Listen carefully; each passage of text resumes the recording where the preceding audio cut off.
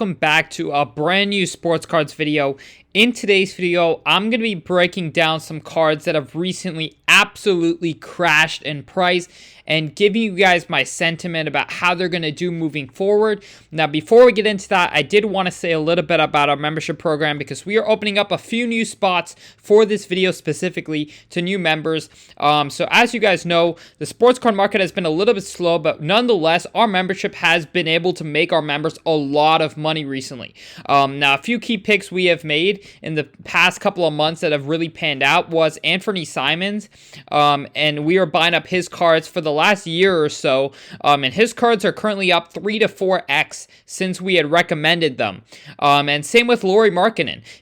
Some of his cards that we recommended are up as much as 10x in the last pretty much year or so since we've been recommending him. But as soon as he got traded to the Jazz, that's when we really had our members, recommended to buy a lot of them. And he's been doing incredibly well, having a breakout year as we predicted. So that's been great. Another big thing is buying players when they start to, dip a little bit, maybe go through some rough patches. One example of that is when we recommended our members to buy up Lamar Jackson's National Treasures for under $8,000 last June. And soon after that, not even this year, but last year, they pretty much ran up to around $18,000. So that was pretty much 2x if they had sold at the peak. But yeah, we've had quite a lot of picks that have done really well. And if you guys would like to join in on the program, the link will be down below. We are opening up to 10 new members right now for the next week. So if you would like to join, the link will be down below. But without further ado, we are going to hop right into this video.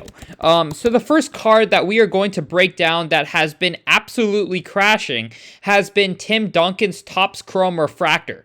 Now this is a card with just 107 population in a PSA 10, so the pop is very low, and that means essentially the supply is pretty low. One usually sells every couple of months, but recently we've been seeing more and more hit the market. But if we go back to 2021, this card had an absolute tear. It was pretty much a $3,000 card in 2020. And in 2021, we saw two of them peak at auction for $36,000. So that is pretty much as high as they got. And ever since then, every single new auction has been coming down and down and down. They actually, had a little moment where a few ended extremely low, but in general these have been all over the place. But you can pretty confidently pick one up right now at local shows or on different marketplaces online for around $6,000. Now my personal opinion on this card is that it's got a long runway in the future. This was, of course, if you want to look back 2 years, this card has still more than doubled in price, but this was not a sustainable rate of growth. A card going from $3,000, sub $3,000, pretty much a $2,000 card, to a $36,000 card, that rate of growth is just not sustainable, and I think there was a little bit of an overhype at that point. I do think in the long term it has a really good chance because most people can consider Tim Duncan as a top 10 player of all time, and his most important rookie card with just 107 out there in a PSA 10, I think in the long term is going to be a lot higher than a $6,000 card. How much higher? I think a lot of that's going to depend on the overall state of the sports card market and how mainstream it can get with Fanatics and all the movies coming in. But I think this card down the line definitely has 5-figure potential, and possibly even well into the 5 figures. But I'm personally a buyer for Tim Duncan's cards right now. I think at the current price they're at, I just feel there's more upside than downside. Could they go back down to $3,000-$4,000? Potentially, but I feel like they have the upside, to spring back up, as we saw, them hit as high as 36,000. So the upside is there, and I think at the current price, I would personally feel confident investing in Tim Duncan's Topps Chrome Refractor. Now, another really key rookie card has been Luka Doncic's Silver Prism rookie card. Now, this was a card that has gone as high as $10,000. And as you guys can see right now, it's currently around a $2,000 card. Now, the population on these is 2,100. But one thing that really scares me about this is that Luka Doncic has so many different rookie cards. Luka Doncic has, Spectre rookie cards, Optic rookie cards, Select rookie cards, and so many variations, so many parallels. And there's just at some point just way too much production around Luka Doncic's rookie cards for me to feel comfortable in a Pop 2000 Luka Doncic rookie card. If I was personally to invest in Luka, I would want to go for his high-end cards that I believe are not going to sell as much and are going to have a lot of long-term demand. I'm personally a big believer in Luka's cards, but I'm personally want to invest in his Blue Prism or, another parallel that is a lot more scarce than that, Silver Prism, and that's going to sell a lot less. I know the price range for these can be pretty crazy, but I truly believe that if you're going for a lower end Luka rookie card, there are way too many options out there for you to do well in the long term. There's just way too much supply around so many different parallels, so many different rookie cards. The reason I like his blue is because it's very important. Given it's a color matching prism and out of 199, it's one of his most sought after rookie cards. So you're going to have a lot more attention around it and a lot less supply. So if I'm investing in a Luka, this is personally the card I go after. That's in, I wouldn't say a reasonable price range, but not going after his logo mans or national treasures. But without further ado, we're going to hop right into our next pick, and that is going to be Kevin Durant. Now, by the way, we're going for a little bit high-end cards in this video, but the same goes for the lower-end cards. I'm just simply giving you, a few cards that have had so much upside that they've come to such high levels and now come back down a lot. Now, if we look at Kevin Durant's Topps Chrome Refractor rookie card, it's a Pop 193, which is very low for Durant not having many other rookie cards out there. His Topps Chrome's pretty much his go-to, which I really like about Durant's market. But this is a card that went as high as $56,000. So as you guys can see here, these absolutely exploded in 2021. We saw so much demand around Kevin Durant's rookie cards. From 2020 to 2021, they went up more than 10x. It was around a $5,000 card, and it went up all the way to $56,000. Now, this card has come all the way back down to around $8,000. So that is nearly a 10x cut, probably around an 8x cut. So it's pretty much like 12 to 15% the price of it that it was at its peak. And I'm truly a big believer in Kevin Durant's market for the long term. I think it's a good dip to be buying into because he's still an active player. He's got a lot of upside, and I think he's just in a little bit of a bad situation in Brooklyn right now. And I do think if he does end up leaving Brooklyn, or, I think down the line, Brooklyn is going to have, either a choice to bring Kevin Durant a real team around him, or he's going to be gone. He's already, it feels to be like 1 foot out, 1 foot in. So I truly believe if Kevin Durant does leave the Nets, we're going to see this card have massive upside. Even if you're going after a PSA 9, these peaked as high as 16,000. They're down to 2,000, pretty much 1/8 the price of its peak as the PSA 10 is.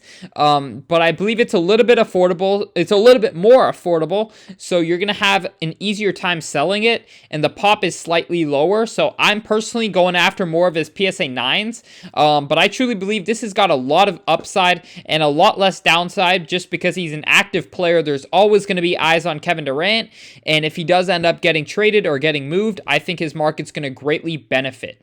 Now, without further ado, we're going to hop right into the next card we are going to talk about, and that is going to be none other than the GOAT of the NFL, Tom Brady. Now, Tom Brady has been going through a little bit of a rough season, and that has caused his prices to really, go down.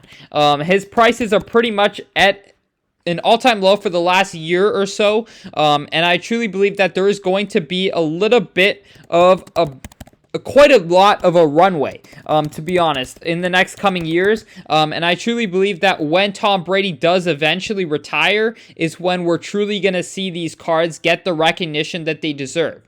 Now, as you guys can see right here, a PSA 10 of this card is around $9,300. If we go ahead and scroll back, this was easily around a $30,000 to $40,000 card. Now, of course, the overall football market, the overall basketball market, all markets have really gone down. But one thing I really love about Tom Brady's cards is that there are not many of his key rookie cards, and he is pretty much the clear-cut GOAT in the NFL. In the long term, I believe fractional ownership companies are going to be buying up these cards like crazy, especially his higher-end stuff like his refractors, but even stuff like this, like a Bowman Chrome. The pop is not crazy considering that Tom Brady does not have a bunch of different parallels. If you're a high-end investor investing in Tom Brady's rookie cards, you're going after his Bowman Chrome rookie card. So that is a nice staple that I like. And I think when he does retire, we're going to see a crave around his cards. So this is more of a long-term play, but I think it's got a lot of room to bounce back. Now, this card, of course, had some high peaks, but I think overall the football market has just scratched the surface in terms of vintage football. We saw vintage basketball have its moment in 2021, but vintage football didn't quite have its moment like that. So I think it could still be in the future. I'm personally a buyer in Tom Brady no matter what. I think he's always going to do well in the long term. And given where prices are and, the state of the economy, I think you're truly buying the dip if you're buying right now. And as you guys know, Fanatics coming in, sports card movies coming on the way. I think there's going to be a big crave for sports cards in the future. Now, another card, a little bit of a funnier card that I did want to talk about that has absolutely plummeted in price has been Mac Jones and his Silver Prism.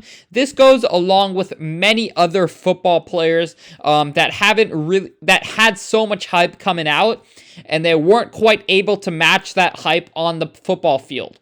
Now, Mac Jones Prism Silver PSA 10 sold for as high as $1,300, and the last sale is $175, and in fact went as low as $117. So one big lesson I want to leave you guys with from this video is that investing in young players is extremely risky, but it's not just that simple. I think there's a lot of calculated risks you can take when investing in young players, but if you were to invest in this card back in June, the pop was probably sub 30.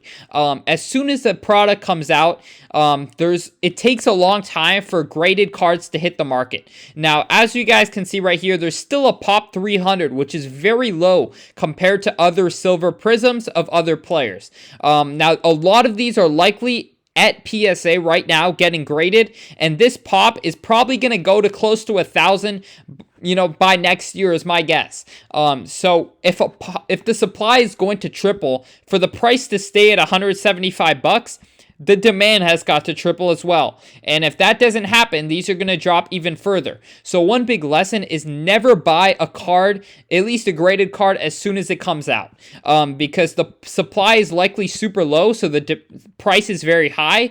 But over time, as the supply picks up, you're just going to lose a lot of value. We saw it across all Mac Jones cards, over the last few months. They've just absolutely taken a tumble, and that is one big lesson why not to invest in a card as soon as it drops out. Now, this card was $1,000 and is currently sub $100, and it's probably going to continue to go down just because the pop is so low, and there's a lot of PSA that are going to get graded, and the supply is going to continue to rise. So I really hope you guys took something from this video. Once again, if you would like to join in on the program, the link will be down below to sportscardsinvest.com.